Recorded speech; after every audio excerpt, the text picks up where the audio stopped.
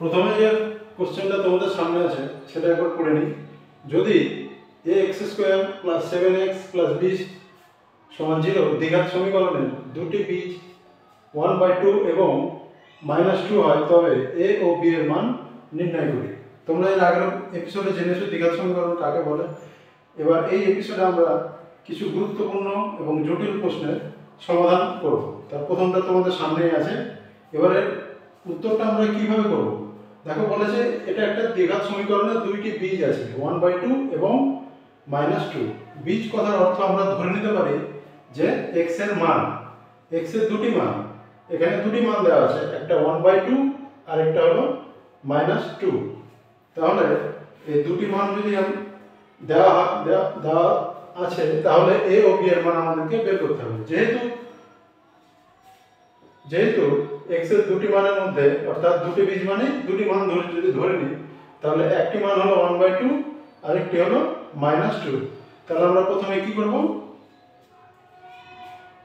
এই দ্বিঘাত সমীকরণে 1/2 x এর একটা মান বসাবো, তারপরে -2 মান বসাবো। যে দুটো আমরা সমীকরণ পাবো তার সমাধান করলে আমরা a b এর মানটা পাবো।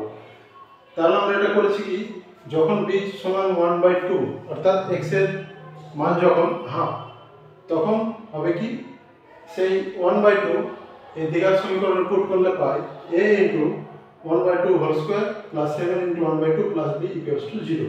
এবার আমরা সমাধান করে পেলাম a/4 + b = -7/2।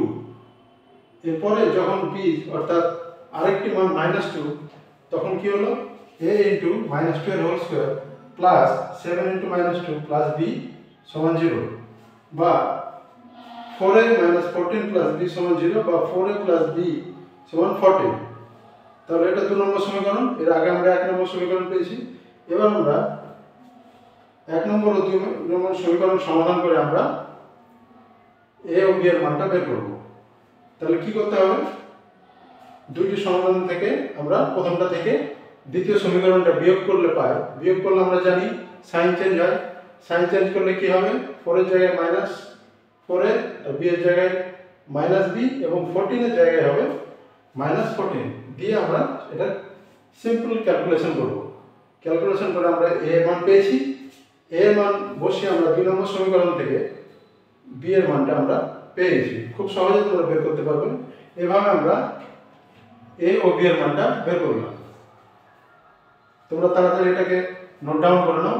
এরপরে আমরা দ্বিতীয় কোশ্চেন নিয়ে আসবো। খুব তাড়াতাড়ি তোমরা এটাকে নোট ডাউন করে নাও।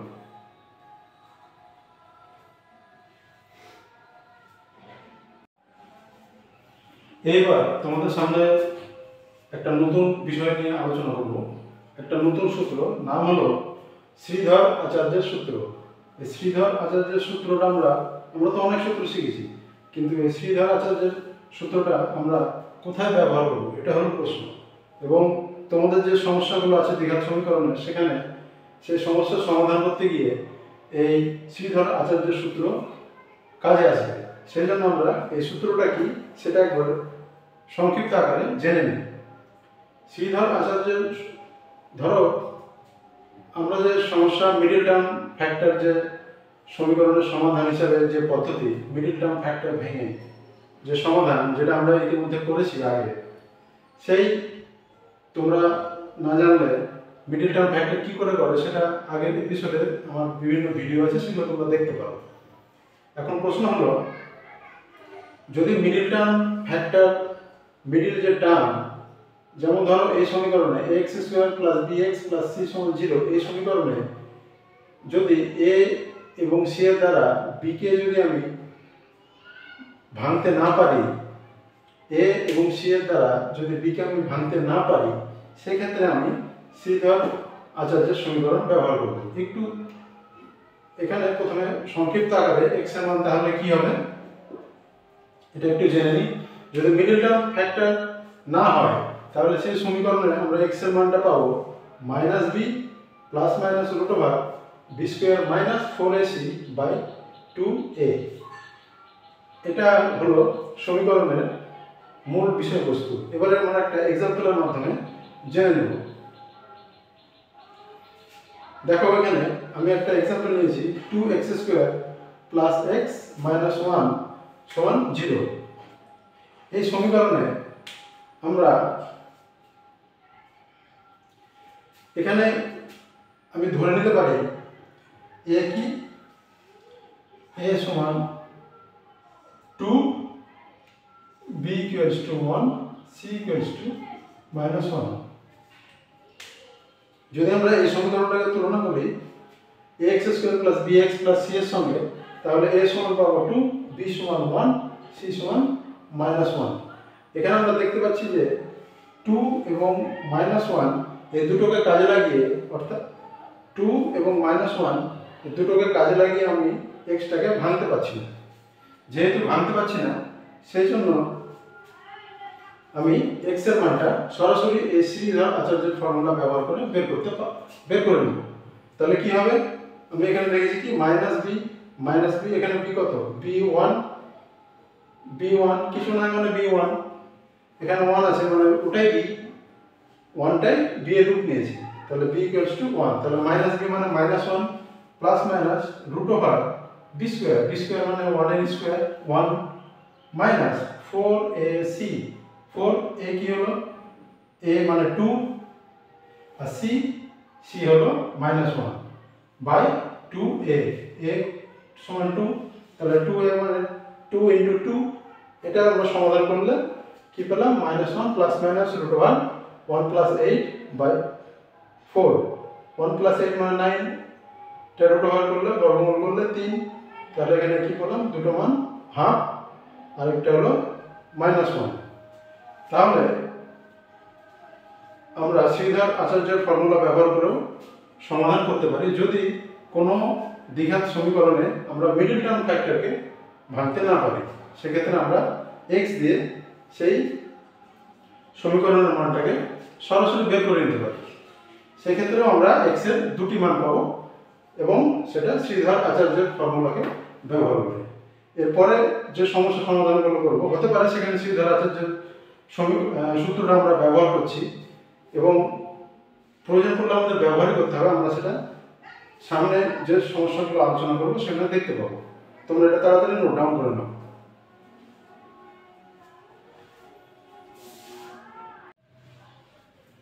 এবার যে প্রবলেমটা আমরা করবো সেটা একটা খুব গুরুত্বপূর্ণ প্রবলেম, অনেক পরীক্ষাতে এটা আসে, তোমরা খুব ভালো করে এটা মনোযোগ দিয়ে করবে। চলো দেখা যাক কি আছে। একটি সুপারফাস্ট ট্রেন একটি এক্সপ্রেস ট্রেনের থেকে ঘন্টায় 15 কিলোমিটার বেশি বেগে যায়। একই সঙ্গে একটি স্টেশন থেকে ছেড়ে 180 কিলোমিটার দূরে অন্য একটি স্টেশনে সুপারফাস্ট ট্রেনটি 1 ঘন্টা আগে পৌঁছল। সুপারফাস্ট ট্রেনটির গতিবেগ ঘন্টায় কত কিলোমিটার ছিল? তোমরা প্রবলেমটাকে 2-3 বার পড়তে থাকবে, তাহলে ভালো করে বুঝতে পারবে। আমি একটু ভেঙে বলে দিই তোমাদের। দুটো ট্রেন যাচ্ছে একই স্টেশন থেকে 180 কিলোমিটার দূরে অন্য একটি স্টেশনে। তাহলে দুটো ট্রেন, একটা সুপারফাস্ট ট্রেন আর একটা হলো এক্সপ্রেস ট্রেন। তাহলে সুপারফাস্ট ট্রেনের যে গতিবেগ সেটা এক্সপ্রেস ট্রেনের গতিবেগের থেকে 15 কিলোমিটার বেশি, ঘন্টায় 15 কিলোমিটার বেশি বেগে সুপারফাস্ট ট্রেনটি ছোটে এক্সপ্রেস ট্রেনের থেকে। তাহলে স্বাভাবিক ব্যাপার যে ট্রেনটা যত বেশি জোরে যাবে সে তাড়াতাড়ি কোনো স্টেশনে পৌঁছাবে। তাহলে সুপারফাস্ট ট্রেনটা যদি 180 কিলোমিটার বেশি বেগে যায় তাহলে স্বাভাবিকভাবেই সুপারফাস্ট ট্রেনটি যদি 15 কিলোমিটার বেশি বেগে যায় তাহলে স্বাভাবিকভাবে সে 180 কিলোমিটার দূরে যে স্টেশনটা আছে সেখানে তাড়াতাড়ি পৌঁছাবে এবং তাড়াতাড়ি পৌঁছেছে 1 ঘন্টা আগে। সুপারফাস্ট ট্রেনটি এক্সপ্রেস ট্রেন থেকে 1 ঘন্টা আগে তাড়াতাড়ি পৌঁছেছে, যেহেতু তার গতিবেগ বেশি। তাহলে এখানে সুপারফাস্ট ট্রেনের গতিবেগ ঘন্টায় কত কিলোমিটার ছিল সেটা আমাদের বের করতে হবে। তাহলে আমরা ধরে নিলাম কি, প্রথমে ধরে নিলাম এক্সপ্রেস ট্রেনের গতিবেগ x কিলোমিটার পার ঘন্টা। আমরা ধরে নিলাম এক্সপ্রেস ট্রেনের গতিবেগ x কিলোমিটার পার ঘন্টা। তাহলে সুপারফাস্ট ট্রেনের গতিবেগ কত হবে? এক্সপ্রেস ট্রেনের গতিবেগের থেকে 15 কিলোমিটার বেশি যায় ঘন্টায়, তাহলে সুপারফাস্ট ট্রেনের গতিবেগ হবে x প্লাস 15 কিলোমিটার পার ঘন্টা। তাহলে সুপারফাস্ট ট্রেনের গতিবেগ হবে x এক্সপ্রেস ট্রেনের থেকে 15 কিলোমিটার বেশি, তাহলে কত হবে x প্লাস 15। তাহলে এবার 180 কিলোমিটার যেতে এক্সপ্রেস ট্রেনের সময় কত লাগবে? এক্সপ্রেস ট্রেনটি 1 ঘন্টায় যায় কত?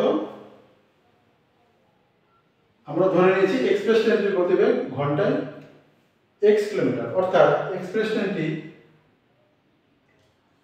x কিলোমিটার যায় 1 ঘন্টায়, 1 কিলোমিটার যায় 1/x ঘন্টায়, 180 কিলোমিটার যায় 180/x ঘন্টায়।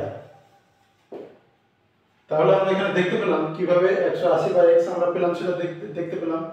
এক্সপ্রেস ট্রেনের গতিবেগ আমরা ধরে নিয়েছি x কিলোমিটার পার ঘন্টা, তার মানে x কিলোমিটার যায় 1 ঘন্টায়, 1 কিলোমিটার যায় 1/x ঘন্টায়, 180 কিলোমিটার যায় 180/x ঘন্টায়।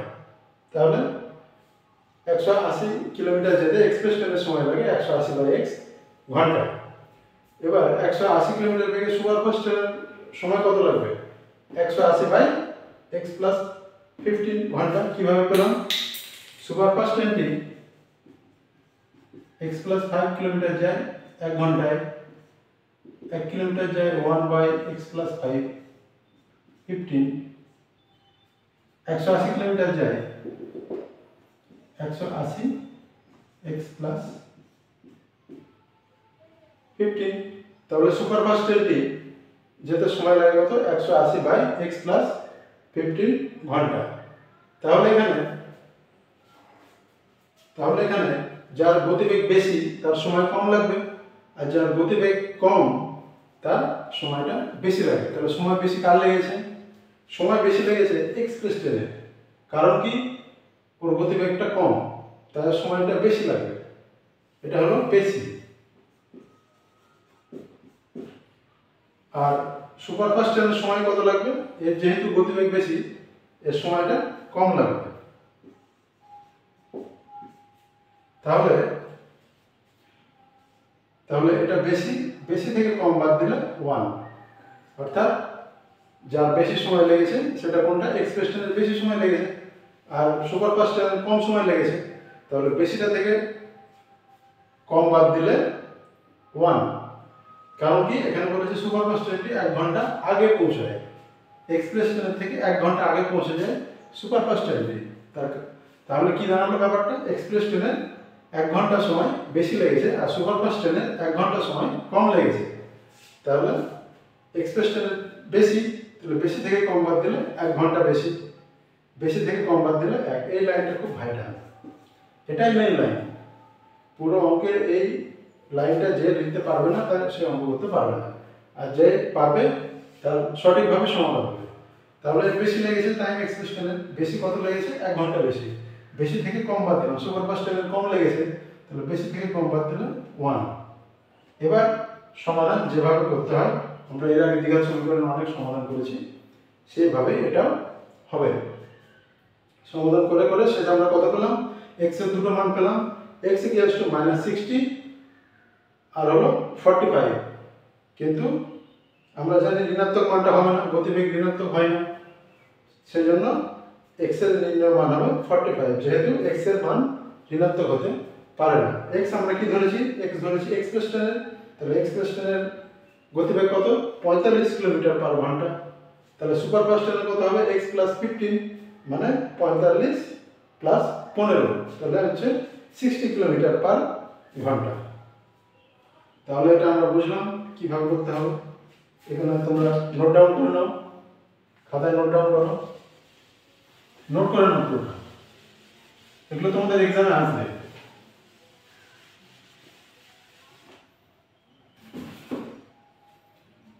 এরপরের এপিসোডে আমরা আরো কিছু জটিল সমস্যার সমাধান করব, এবং আমরা একেবারে দ্বিঘাত সমীকরণের শেষ চ্যাপ্টারের একেবারে শেষের দিকে চলে যাব। এরপরের এপিসোডে আমরা বাকি যেটুকু সমস্যা আছে, ভালো ভালো প্রবলেমগুলো আছে, সেগুলো আমরা এরপরের এপিসোডে আলোচনা করব। তোমরা ভালো থেকো সবাই, and thank you for watching.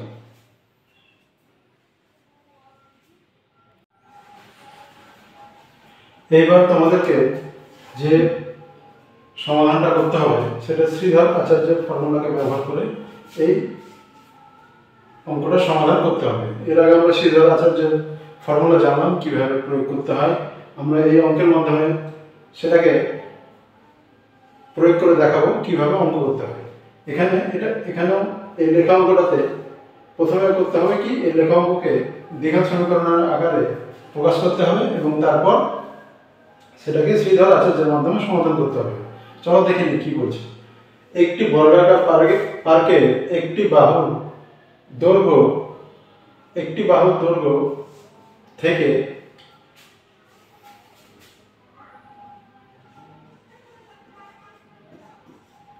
একটি বর্গাকার পার্কের একটি বাহু থেকে 5 মিটার বেশি দৈর্ঘ্য বিশিষ্ট ওই পার্কের বা দৈর্ঘ্য থেকে 3 মিটার কম প্রস্থ বিশিষ্ট একটি আয়তক্ষেত্রাকার পার্কের ক্ষেত্রফল ওই বর্গাকার পার্কের ক্ষেত্রফলের দ্বিগুণ অপেক্ষা 78 বর্গমিটার কম হলে বর্গক্ষেত্রাকার পার্কের বাহুর দৈর্ঘ্য হিসাব করি। তোমরা এই অঙ্কটা বারবার পড়বে, না হলে বুঝতে পারবে না, বারবার পড়তে হবে। মোট কথা বলছে যে একটা একটা পার্ক আছে যেটা বর্গক্ষেত্রের মতো গঠনটা, ওই পার্কের গঠনটা বর্গক্ষেত্রের মতো। আমরা জানি বর্গক্ষেত্রের প্রতিটা বাহুর দৈর্ঘ্য সমান। তো বলছে কি সেই বর্গক্ষেত্রের থেকে সেই বর্গক্ষেত্রাকার পার্কের যে ক্ষেত্রফল সেটা কত, একটা আয়তক্ষেত্রের, আচ্ছা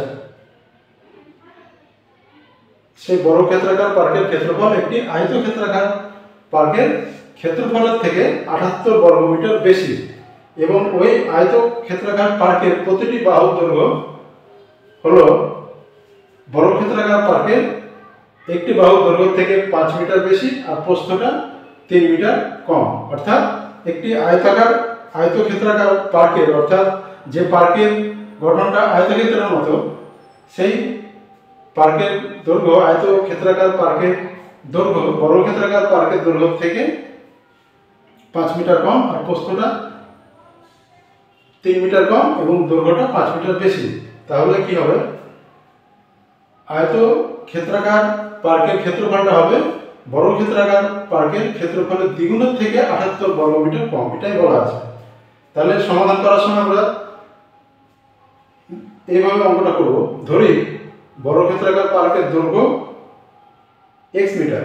আমরা জানি বর্গক্ষেত্রের প্রতিটি বাহুর দৈর্ঘ্য সমান, তাহলে বর্গক্ষেত্রের ক্ষেত্রফল কি হবে, বর্গক্ষেত্রাকার পার্কের ক্ষেত্রফল হবে বাহু স্কয়ার, অর্থাৎ x হলে x স্কয়ার ক্ষেত্রফল এত বর্গমিটার। তাহলে বর্গক্ষেত্রাকার পার্কের দৈর্ঘ্য হলো ক্ষেত্রফল হলো। এরপরে কি বলছে, আয়তক্ষেত্রাকার যে পার্ক আছে তার প্রতিটি বাহুর দৈর্ঘ্য বর্গক্ষেত্রাকার পার্কের দৈর্ঘ্য থেকে 5 মিটার বেশি। তাহলে আয়তক্ষেত্রাকার পার্কের দৈর্ঘ্য x + 5 মিটার। যেহেতু বর্গক্ষেত্রের পার্কের প্রতিটি বাহুর দৈর্ঘ্য x মিটার, তাহলে আয়তক্ষেত্রে 5 মিটার বেশি, তাহলে আয়তক্ষেত্রাকার পার্কের দৈর্ঘ্য x + 5 মিটার। একইভাবে আয়তক্ষেত্রাকার পার্কের প্রস্থ কত হলো, বর্গক্ষেত্রাকার প্রতিটি বাহুর দৈর্ঘ্যের থেকে 3 মিটার কম। তাহলে কত হবে, আয়তক্ষেত্রাকার পার্কের প্রস্থ হবে x মিটার x - 3 মিটার, কারণ বর্গক্ষেত্রের প্রতিটি বাহুর থেকে 3 মিটার কম। আয়তক্ষেত্রাকার পার্কের প্রস্থ বর্গক্ষেত্রাকার পার্কের বাহুর থেকে 3 মিটার কম, তাহলে হবে কত, x - 3 মিটার। তাহলে আয়তক্ষেত্রের ক্ষেত্রফল আমরা কি জানি, দৈর্ঘ্য ইনটু প্রস্থ। এখানে দৈর্ঘ্য কত আছে x + 5 মিটার আর প্রস্থ কত আছে x - 3 মিটার। তাহলে ক্ষেত্রফল হলো x + 5 * x - 3। তাহলে প্রশ্ন অনুসারে কি বলছে, এখানে প্রশ্নে কি বলছে, প্রশ্নে বলছে যে আয়তক্ষেত্রাকার পার্কের যে ক্ষেত্রফল সেটা বর্গাকার পার্কের ক্ষেত্রফলের দ্বিগুণের থেকে 78 মিটার কম, বর্গমিটার কম, 78 বর্গমিটার কম। তাহলে আয়তক্ষেত্রাকার পার্কের ক্ষেত্রফল x + 5 * x - 3, এটা কত, বর্গক্ষেত্রের যে ক্ষেত্রফল অর্থাৎ x স্কয়ার এর দ্বিগুণের থেকে 78 মিটার কম। এটা আয়তক্ষেত্রাকার পার্কের যে ক্ষেত্রফল সেটা বর্গক্ষেত্রাকার পার্কের ক্ষেত্রফলের দ্বিগুণের থেকে 78 মিটার কম। তাহলে প্রশ্ন অনুসারে x + 5 × x - 3 = 2x² - 78। এটা আমরা এই পর্যন্ত আমরা লেখা অঙ্কটাকে দ্বিঘাত সমীকরণের আকারে লিখতে পারলাম। ক্যালকুলেশন করে কি পেলাম? x² - 2x - 63 = 0। এবার এই সমীকরণে আমরা মিডল টার্ম ফ্যাক্টর করতে পারছি না, তাহলে আমরা এখানে কি প্রয়োগ করব? শ্রীধর আচার্যের ফর্মুলাকে আমরা প্রয়োগ করব। শ্রীধর আচার্যের ফর্মুলা আমরা জানি ax² + bx + c, এটা স্ট্যান্ডার্ড ফর্ম। এটার সঙ্গে সমীকরণের সঙ্গে x² - 2x - 63 = 0 সমীকরণকে তুলনা করে পাই a = 1, b = -2, c = -63। তাহলে x সমান কি হবে? -b, b কত এখানে? -2, তাহলে -b প্লাস মাইনাস √ b² মানে -2 এর whole square minus 4a, a মানে কত? 1, c মানে -63 বাই 2a, 2a কত? 1, তাহলে 2 × 1। এটা ক্যালকুলেশন করে আমরা পাচ্ছি 9 আর -7। কিন্তু আমরা জানি বাহুর দৈর্ঘ্য কখনো ঋণাত্মক হতে পারে না। যেহেতু বাহুর দৈর্ঘ্য ঋণাত্মক হতে পারে না, অতএব x = 9। অতএব বর্গক্ষেত্রের প্রতি বাহুর দৈর্ঘ্য হলো 9 মিটার। তোমরা এটা নোট ডাউন করে নাও, আমরা পরের প্রবলেমে চলে যাব।